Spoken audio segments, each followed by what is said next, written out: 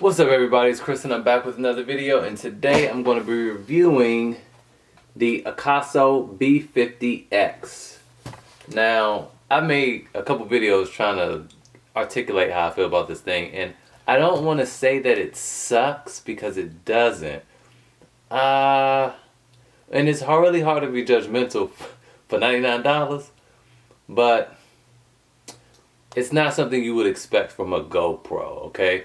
So, I'm just going to get into it. First of all, I had to make a list so I can stay on topic here.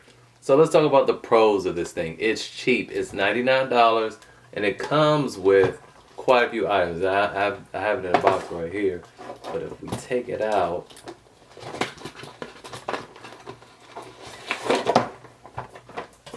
falls out of thing just like a GoPro. Camera's in this waterproof casing. If you notice how easily I pop that open, it's because it's not as durable as a GoPro. I mean, I don't know why it's not, but it's just not as stiff. And here it is. This is the camera. I have all the stickers and stuff back on there because I'm sending it back. But it has, let me just go through the camera. These buttons here are for zooming in, which is kind of cool. The thing I like most about it is this bad boy right here. This is something none of the GoPros have that I've ever noticed. And this allows you to mount this thing to a tripod or a monopod without that housing that it comes with. The problem with the housing, with the GoPros anyway, this is how I even stumbled across this thing, is that once you put it inside the waterproof housing, the microphone quality goes out the window. So I was trying to figure out a way to do this, and I saw this. I'm like, wow, this is only $99. Let's try it out. But moving on, you have a micro USB port and a micro HDMI along with your SD card. I feel a little vulnerable because it's out in the open, but hey, so is every cell phone I had. I'm just used to the GoPro having that cover there, and that's my old GoPro. I'm comparing it to a Hero 4. And as far as image quality goes, I'd say the Akaso takes better pictures, slightly better pictures than the Hero 4. No one's buying this thing at this point. The GoPro Hero 4. And as far as video goes, the GoPro has slightly better video quality. I don't want to show you any footage because it will lie to you. It'll make you feel like, oh man, that Akaso is great, but it's not though. The reason why I want to show the footage of the Hero and the Akaso side by side is because the Hero doesn't have image stabilization and it is just a hot mess, okay? But this surprisingly does have image stabilization and it's actually quite good. Let's go ahead and take a quick look at the image stabilization here. Okay, so as you can see right here, it's not super bright outside. It looks gloomy and that's because it is gloomy. Right here over to the right, you can see a smudge. The lens picks up smudges like no other. There's been a smudge on this lens for years. I've never cleaned it off. I don't know why. I should probably do it right now. And you can't tell. It doesn't show up or affect the image quality at all. But this, on the Akaso, it does. But you can see I'm walking, and I must have been really tired that day because I was walking with a serious limp. And it's not really showing. It's pretty smooth. Let's see if I still have the Hero footage. Well, I mean, I turned it off yet, but you can see the colors are vibrant, a little too vibrant. It's not really natural. It's not that green around here. And the GoPro, you would see that the colors are a lot more natural. So anyway, let me go ahead and close that out.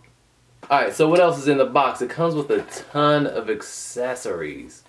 I mean, just a whole lot of them. Way more than the GoPro came with. It comes with this thing. This is to mount it to GoPro-like devices. Some strap here, probably for your wrist. Another backing. A remote control, which works really great, by the way. Some more mounting hardware. More mounting hardware. A mount for your bike. More mounting hardware. Lots of mounting hardware. A wire cable, some zip ties, some cleaning cloths, more straps, a USB cable, more mounting hardware. Comes with 2 batteries and a charger. Okay, I'm not gonna pour everything out, but that's it. So it comes with a lot of stuff. So I like that, especially for $99. Now, let's get into the cons of this bad boy. Okay, the microphone is trash. I mean, it's horrible.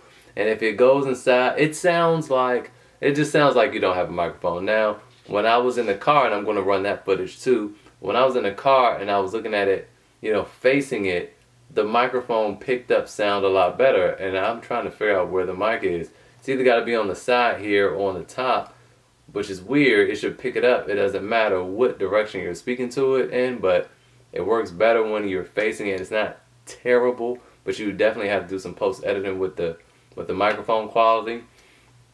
Also, the other thing I don't like, it has to have a dedicated SD card, and that's not a huge deal, but don't think you're going to be able to put an SD card in, format it while it's in here, and then take it out and put it in your GoPro or in a camera or something like that, and then pop it back in here. It won't work. You got to format it all over again, and I don't really like that because I swap SD cards around a lot. And the colors are oversaturated, just like I said in this last video, but when I was in the car, I kind of like the colors then. I mean, it depends on the situation. Sometimes the vibrant colors are nice, and then sometimes, you want them to be a little more muted. So it just kind of depends on your preference there. It's also a bit grainy now. For 95% of the people in the world, this is going to look perfectly fine. For me, someone who takes pictures and knows how to use the SLR and all that, it bothers me. But I mean, I'm not judging no amateur video, you know what I mean? So I think for most people, that's not going to be an issue. But the GoPro does take better, it does have better video quality. And low light, you could just forget it. Now, speaking about low light, let's go ahead and get into that. And that goes for pictures too. So let's go ahead and look at this video. Alright, so look at the Akaso. The one on the right is my cell phone. The colors are washed, the image is washed, yes, but you can actually see me.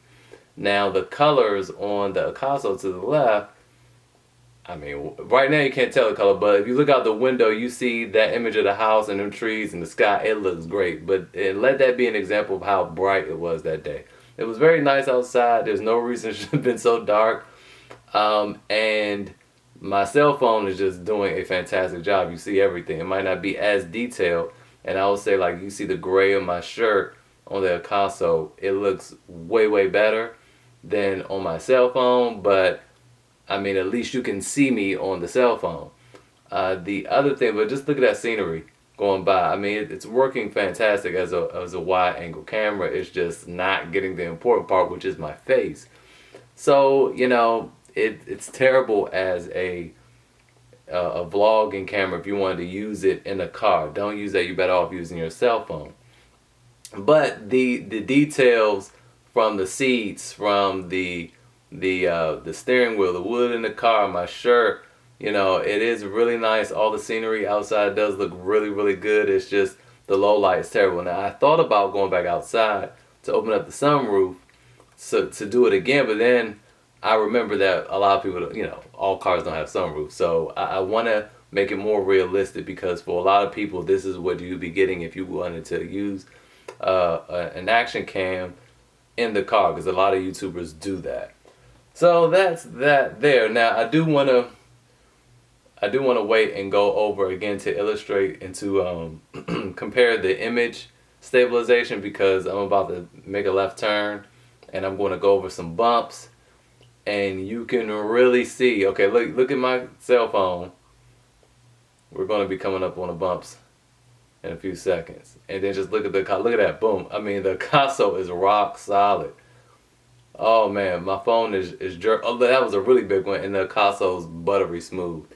And I almost, I looked at all the footage, looking at it, I almost wish the Akaso did better in low light situations, because if it did, I would probably keep it. So, with all that said, do I feel like it's worth it? It depends. Let's just talk about who I think this camera is for. I think it's for people who are going to be doing like really wild sports. If you're going to be, tracking your car and you want to, stick something to the side of the car, some situation where your camera could get broken, or it can get damaged, or you know, it can get lost, sure, I will go the cheap $99 route because I'm not spending $300, $400, $500, $600 on a GoPro that might, you know, get lost or broken because of the sports I was doing. And also, if you're going to be going scuba diving. Now, I hear the newer GoPros aren't good for that anyway. You're going to need a waterproof case.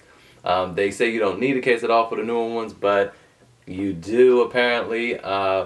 And so I would say, you know, for that as well. But if you're going to be scuba diving, then I would say, yeah, maybe get the camera then.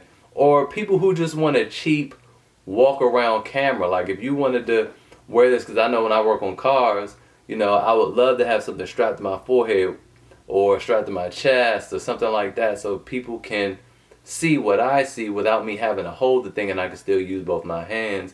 It'll come in handy for that. I think in the meantime I just keep using my GoPro for that, but yeah, it will come in handy for that. So that's pretty much it. I hope this video was helpful. I know it's kind of short and I probably didn't do all the comparisons that other people do, but I don't know, this one's a mixed bag. I mean, again, I feel like for $99, yeah, maybe worth it. As long as you have the ideal lighting, then the camera should perform pretty well. But if your lighting is kind of suspect and you find yourself in situations where the sun moves or just the lighting shifts on you, I don't know, you might be better off looking in other places. So that's my review of the Akaso V50X. I hope it was helpful, and I'll see you guys next time.